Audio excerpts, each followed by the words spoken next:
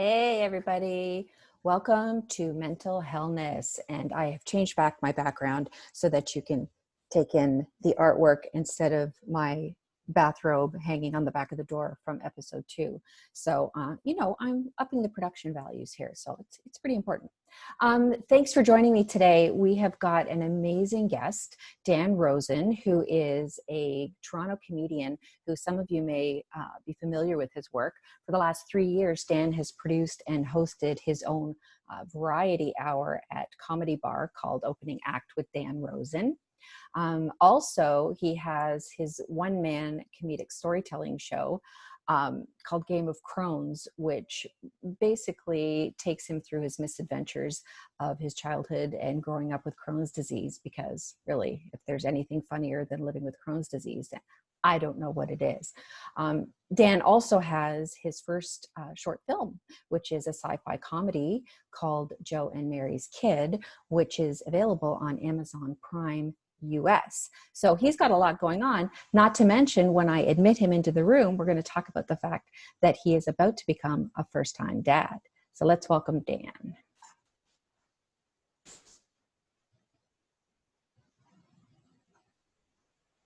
Da, da, da, da, da. Dan. Hey, how's it Dan. going, Laurie? Hey! I was just, I don't know. Yeah. Isn't it fun? It's so fun. I'm trying to get used to this new world of doing things this way because I don't know anything about technology, and I've been lamenting about it for the last couple of episodes that I've done this. But I said some really nice things about you in the intro. Thank you. That's very sweet of you to say. And well, you told me what to say. that's very sweet of you to repeat my braggadocio and it's very nice. But I also mentioned that you are about to become, like any second now, a dad. Yeah, like any second now. We'll see if we can get through this meeting right here, because and like she's about 38 and a half weeks pregnant. So wow. Pregnant and quarantine and first baby, and wow. So how's your mental healthness? Oh, it's fine. Everything's it's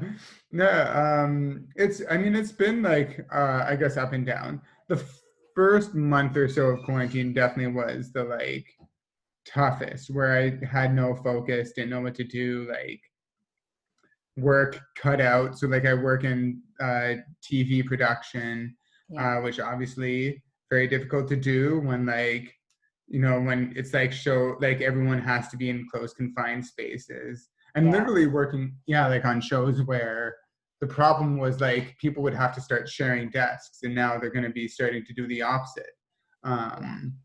So work ended, all outlet of artistic expression ended, and my wife was getting more and more pregnant. I had a one-person show that I was going to do for a week in Toronto that had to get canceled, unfortunately.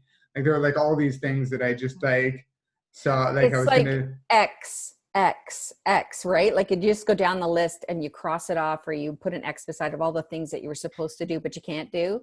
Yeah. And it's so out of your control, right? This is the whole thing about this pandemic, is that whole sense of really not having any control over your immediate surroundings. And if you already deal with mental health issues, if you have any kind of anxiety or any kind of depression, it just adds, fuel to the flame. What do you think? I think so. I think I've gotten better over the last few months. I've kind of developed, I don't know if you've watched like the Avengers movies. Some of them. I did see Endgame. Okay. So Go ahead. In the first one, the Incredible Hulk, like there's sort of like, it was like, all right, Hulk, it's time to get mad, and then he's like, I'm always angry, and like smashes the alien spaceship. And that's kind of how I felt during quarantine. Is like, oh, I don't have to get anxious. I'm always anxious, and like that's kind of how I've dealt with it. Like it's one of those things where learning. I remember once we did Megan Phillips's The Anxiety Show together. Yes, we did. and you were performing and you're like, I'm having a panic attack right now, but I'm still able to like main calm, and perform. And that's one of those things where it's like, even when there's a lot of anxiety and things going on, um, still trying to like remain calm during all that sort of stuff. And Yeah, I think I've said this to a few people over the course of this quarantine. People have asked, this must be killing you, like, with your anxiety disorder and all the other myriad of things that are wrong with you. This must be just, putting you over the edge. yeah. And I actually think I'm managing it pretty well, because it just, like you said, it rolls right into my usual panic. Like, I'm a professional at this point. So Yeah. you just kind of bring it in and say, okay, this is just another thing that you have to find a way to navigate. And I'm a firm believer in fake it till you make it. And once you know what your panic looks like, you're able to work with it, if that makes sense. Kind of like what you're saying about doing the show together. I was dying inside, but I was still able to function. Yeah, for sure. And now, like, you've got your 10,000 hours. You're an expert. Like, Right? uh, it's one of the like it's one of those things that I found was really, yeah, like it's really tough, and there's certain things. But then it also helped me after a month and a half, uh, helped me adjust, where like I learned the things that are like most important to me. So even like, like comedy, I love comedy, I love performing and making people laugh, but also just the things that are really important. Because on top of this, like I had a good friend of mine who all of a sudden she was involved in this like horrible like sort of abusive relationship in quarantine. Thankfully, like she's out of it, and like it's going to take a while for her to recover, but she's like on the up and up. And she had reached out to myself and a couple other friends of ours. But it was one of those things where I was like, oh yeah, like this is more important. And because like I wasn't working, I was just home all day, I had the time to, like check in with her. I had the time to, like make sure she's taken care of, to like, do things to help out, Yeah. go for a walk, that sort of thing. So be like the on-call friend, right? Yeah, which I like wonder, before, you wouldn't have had the time, but yeah, because I I'd wonder, work like 10 hours a day and yeah. then do comedy shows at night. And so, yeah. Do you find, and just what you're saying has got me thinking, um, when you are managing mental health issues, sort of, if you already have an anxiety disorder, or if you already deal with depression or bipolar disorder, or any number of, you name them, Mhm. do you find that you are almost a makeshift therapist for other friends because you have this experience? I don't know. Do you find that? Sometimes, yeah, it depends. And then like I think it's almost like for different levels and different things. Like there's like, because I'll be like it's almost like we'll be a specialist. So friends of mine who have like chronic illness and then have anxiety or depression around that, Yep. like who have, whether it's Crohn's disease like myself, Yep. or endometriosis, whatever, we often, like we'll talk or whatever, and then that's where I'll be like, well, yeah, like this is how we can deal with, like the anxiety over that, especially over that during, a global health pandemic. Yeah. Um, and so that I find, is sort of something where I can be more helpful. Whereas there's other things where like people who have maybe have anxiety over something that's much more traumatic, that's where like I maybe just need to listen, where I don't really have, Yeah. like I don't have as much expertise. I think being able to listen. I mean, I don't think um, many of us are that good at listening. I think we hear a lot of stuff, but we're not that great at listening. Even Mm-hmm. though I think a lot of us think we're better at it than what we are, but we know that good listening is not just waiting for your chance to talk. It's Yeah. actually right. And I think when you have experience in your case with chronic illness, and I consider my mental health issues a chronic illness, Mm-hmm. I think there is a measure of compassion and patience that goes along with this. And maybe that patience is what makes you a better listener. I think that definitely helps. one thing actually that happened at the beginning of the pandemic in March, I had an intestinal flare up. Oh. And so I was sick for a few days. And on the one hand, it was like it sucked because it was for like I had to very slowly get back to my regular diet, Mhm. like with like a liquid diet for a few days. I don't weigh a lot. And then on top of that, started losing weight. Um, and so like that was where like definitely I had to learn patience, and then readjust my mindset to being kind of like, oh well, at least this will help pass the time of the pandemic, and then we'll be like a few days through it after I get over this. Like this is my next like mission or like project, is just like getting back to regular health. So Crohn's disease is really a lifelong project for you then. It's a wealth of material, obviously, with your one-man show. For sure, absolutely. And like even now, like that show is like 55 minutes. And I don't want it to be more than an hour. So I've like capped it at the time it is. How long do you But think it like could be? How long do you think it could be if you kept going? I could have done, like I remember I had about 20 minutes more of material that like I Yeah. could have, like there were stories that I had to cut down, Yeah. other elements that like I just because like if I wanted to really include everything. But I think there'll just be always like other Crohn's jokes that I'll use for the next one person show or the next, like for stand up material and stuff like that. Well, I have to say you've got great Crohn's jokes because I've seen your stand up a few times. And Oh, I thank think you.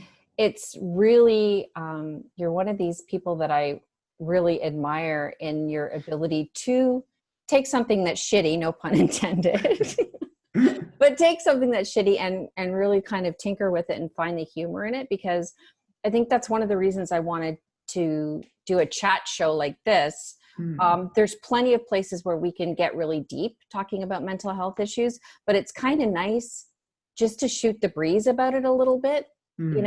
and to kind of find the jokes or find the humor, and of course respectfully, because we Yeah. certainly don't want to downplay someone's experience. But I think, like you, if you're able to grab onto those funnier moments, because there's lots of them, Yeah. it makes managing a little bit more doable, don't you think? Absolutely. And actually, I was talking to someone yesterday about how I actually think that my like almost all my jokes come from some form of anxiety. So we're talking because we were like talking about something about like there's a football player who he had made like a bunch of these like anti-Semitic tweets. And so anyhow, like that was and like just how like in certain people like defending it and so on and stuff like that instead of listening, as you said. Hmm. um but how then I was talking about how like, oh yeah, like this is how I started making Jewish jokes on stage, was back when like Faith Goldie was running for mayor, and there was like all the like all of a sudden all these like weird little like Nazi mayoral candidates coming up, and so I started making jokes about that. And then Crohn's disease, which is something that like has been a big source of anxiety. That's where like those jokes started coming from. And then when my wife got pregnant, and that first trimester of like morning sickness that is really 24/7 sickness, Yep. for about 3 months. And the way I got through it is I was writing down jokes. I was under instruction not to tell them right away. I But was then gonna like, ask. yeah, my wife said like, not right now, please don't.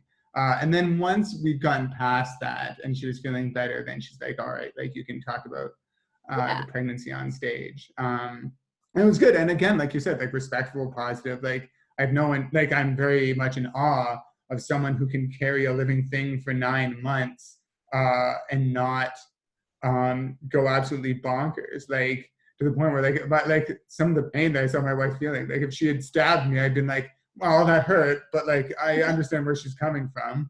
Yeah, it's true. And speaking as a mother and who carried a parasite, basically, basically Yeah. sucking your lifeblood. But I mean, that's really, and then this alien springs forth out of your Mm. body. So, but do you find that, is it, is it easy for you when you take these like highly anxious situations? Because I just heard you say a second ago, like your wife's going through all this and stuff's happening and you're writing down jokes. Like, is Yeah. that like the main, like a coping mechanism? Do you think, like, is it automatic for you? Like, can you stop yourself?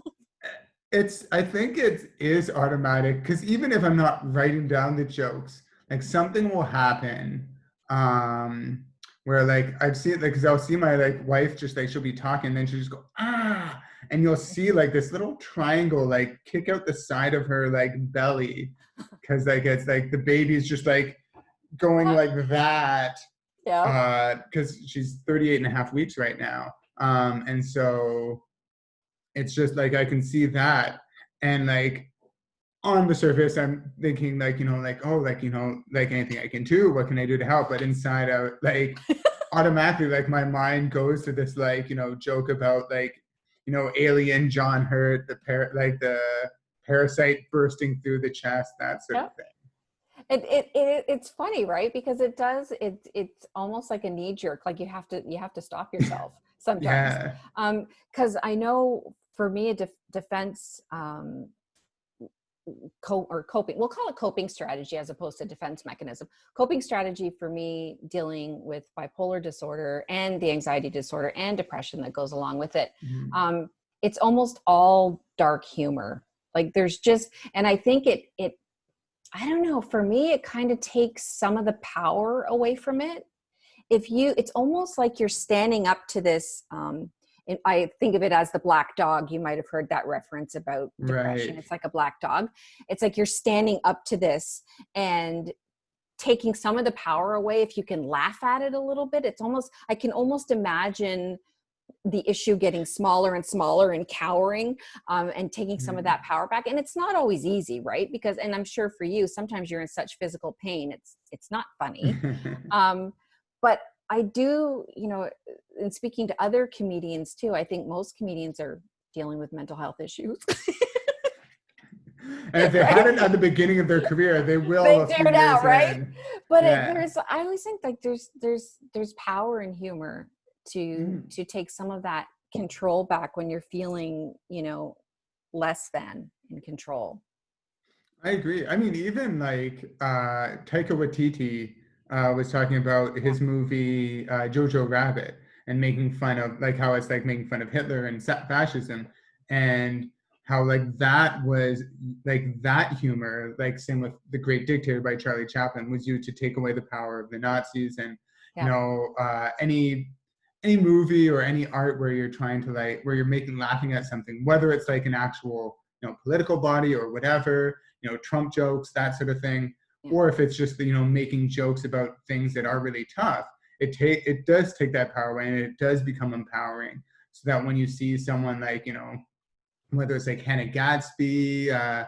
with her shows, or like my favorite comedian Mike Birbiglia was saying Oh like yeah. how like Sleepwalk with Me was his way of dealing and sort of controlling his sleepwalking disorder, and same with like all his other comedy, it's always been his way of dealing with issues and sort of getting like bring the power back to him, and like the jokes are strong in that way, I think. I think, and it's to be able to do that and do it well and to capture sort of the imagination of your audience. It's a real skill. I do admire so much when really gifted comedians are able to take some like pretty freaking horrible situations and suddenly you find yourself laughing, and even if you're laughing by yourself, I don't know about you, but I find myself looking around like, is this okay? Like Yeah. is this like, should I be laughing like this? For sure. Right, it's a real treat. I always look for those kind of people where Yeah. I migrate to that sort of humor for sure.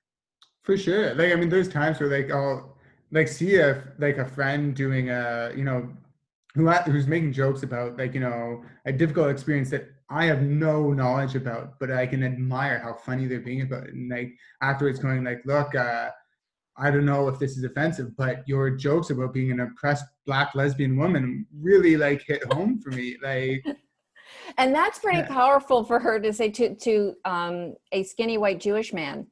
yeah, Right? yeah, for sure. To Yeah, be able to say, "Whoa, that I really," guess so.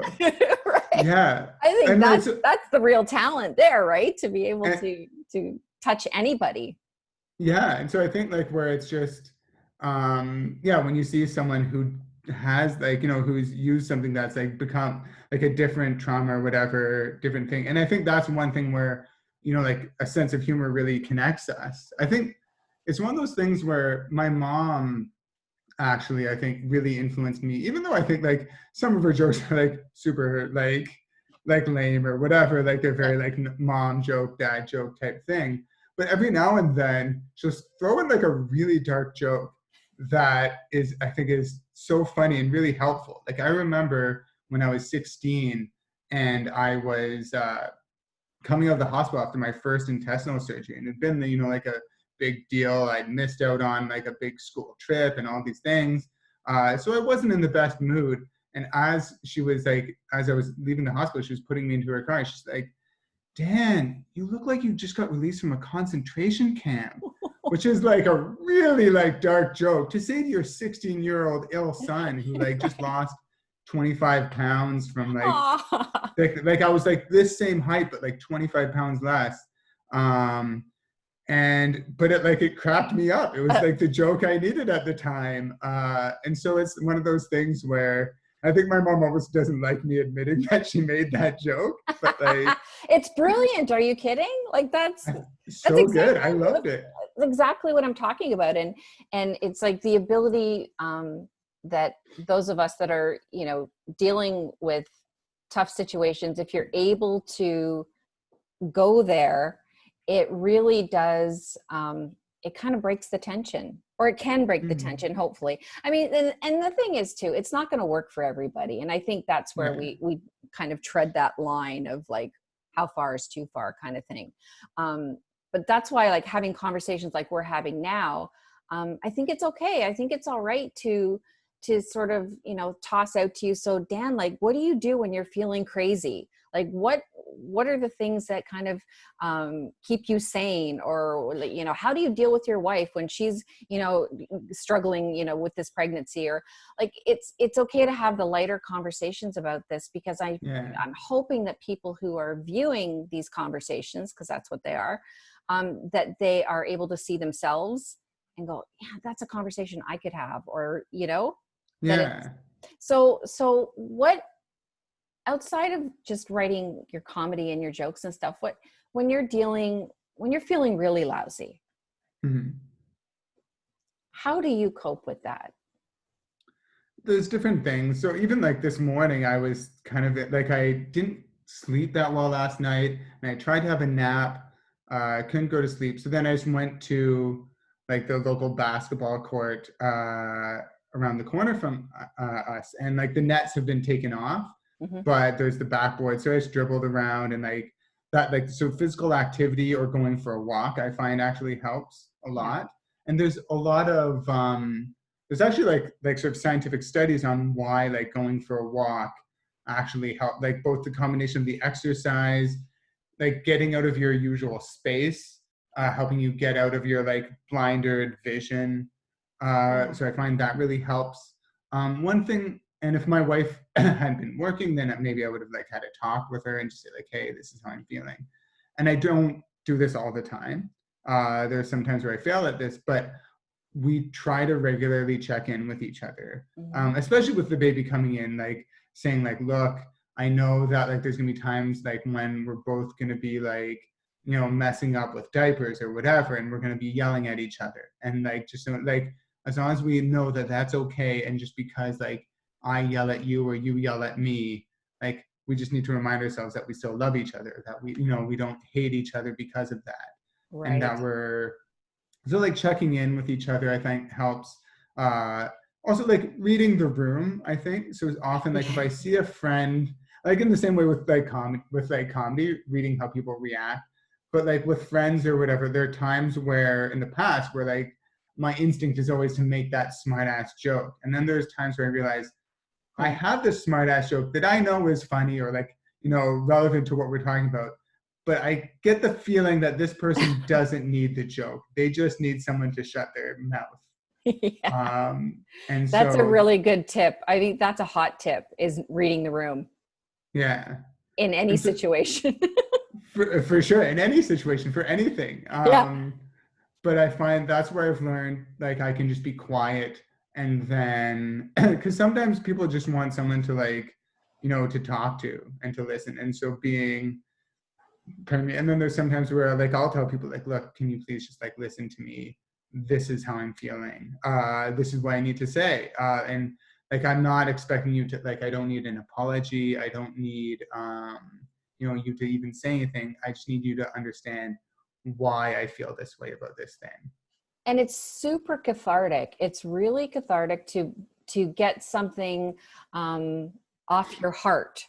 You know what Mm, I mean? Whether, and for me, I do a lot of writing, and yeah. it's the same kind of, just sometimes it's just a brain dump, and sometimes it doesn't make any sense at all, and that's okay.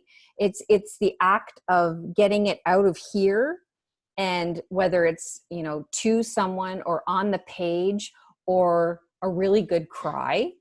Never Yeah, hurt. for No, sure. really good cry never hurt anybody. And it's hoping that whoever you're crying in front of, if that's the case, that they can just sort of take that for what it is, and it's a way to get through some of the shittier things that get tossed in our laps sometimes. Yeah. One thing that I use to help with a really good cry, and I'm so grateful for my friend who lent me their Disney Plus password Oh, because I love Disney Plus. Disney Plus is great, but like because they have the classic Simpsons episodes, which was like that was my religion growing up. And so I'll find if I'm like in a really like distraught mood, I find like one of my favorite, like really emotional episodes. And sometimes because my wife's not super into The Simpsons, and so sometimes she'll be asleep and I'll be trying to muffle my laughter and then muffle my tears, like, but still like have like get the full cathartic cry, but like I'll watch like an episode that I know is really emotional. And actually we watched one about like when Maggie's born. I watched that one with my wife. I'm like slowly indoctrinating her. And Whether she likes it or not, right? whether she likes it or not, yeah. And she does like it. It's just like she's not a cartoon person like I am.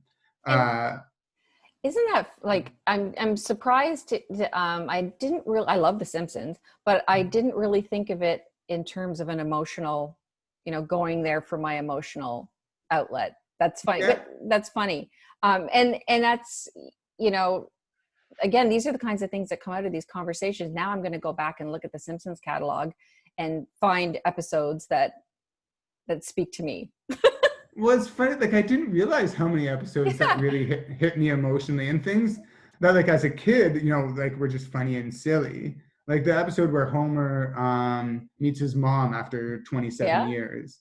Like that episode is my favorite thing ever written for like TV, and it has this really emotional ending that, like as a kid, didn't evoke such emotion, but now as an adult really does.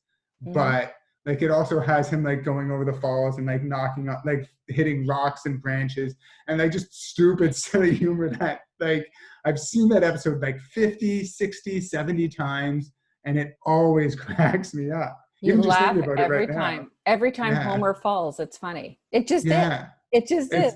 It's That's yeah. awesome. That's awesome. So, we're getting close to the end of our time together, and I could just keep on talking, but I want to, and I think I know maybe what you're going to say, but not that I'm a mind reader. But if you were to leave kind of our mental health viewers with one pearl of wisdom or some tool or something that Dan Rosen says, this is okay, what would it be? I would say this is something that I still struggle with, but I have learned is that you're not a burden if you ask someone for help or if you say like, like, hey, like I'm feeling shitty. I need you to like understand or listen or give me space or whatever. But you're not being a burden because I used to always think I was such a burden. And then I'd tell my wife, like, oh, I'm sorry, I need, some space, or I need like I feel like I'm always asking you for that. And she's like, you almost never ask me for any of this. And in my head, I was like, oh, I'm this like weak, chronically ill, like Yeah. mentally unstable idiot. And then she was like, no, like you're always doing so much, like, or whatever, like you can have your time and your space when you need it. Isn't that funny that you say that? Because it does sometimes feel like you're always trying to lean on somebody. And then it's interesting to hear you come to find out, though, actually you're managing a lot of it on your own. And it's okay to ask, though, because words of wisdom, you're not a burden. There's nothing to be Mhm. ashamed of, right? No shame. Yeah. No shame. Yeah. You don't Right. need to feel ashamed, and it's not like weak. There's Michael Landsberg, just before Yep. we go, he's the like so Not weak. TSN guy, Yep. and he always has the hashtag sick not weak. Yep. So, you may be mentally ill or feel sick mentally wise, but it doesn't mean you're weak. You can still be a strong person who's doing within. It's not weakness to ask for help. And Totally. in a way, it's a strength because I think you're so. putting yourself out there. I think so. I agree. I agree 100%. Well, it's been so great chatting with you, and it's great to Likewise. see you. It's been a long time. Yeah, And I look forward to seeing you again in person when this is all over and seeing pictures of that beautiful baby that's coming any minute. for sure. It'll be spammed all over Facebook, I'm sure, and what have Beautiful. you. But yeah, I'm looking forward to it. Beautiful. Thanks, Nice. Dan. Great talking to you, Lori. All the Take best. care. You too. You too. Bye-bye. Oh, Dan Rosen, what a treat that he is. Thank you so much for tuning in to this episode, and I hope you enjoyed it. And you will be looking forward to our next episode, which will be coming along shortly. I'm really getting into the groove of chatting with people, so I can't get enough of it. So I'm going to hopefully pass that along to you. So thanks again for watching. Be well.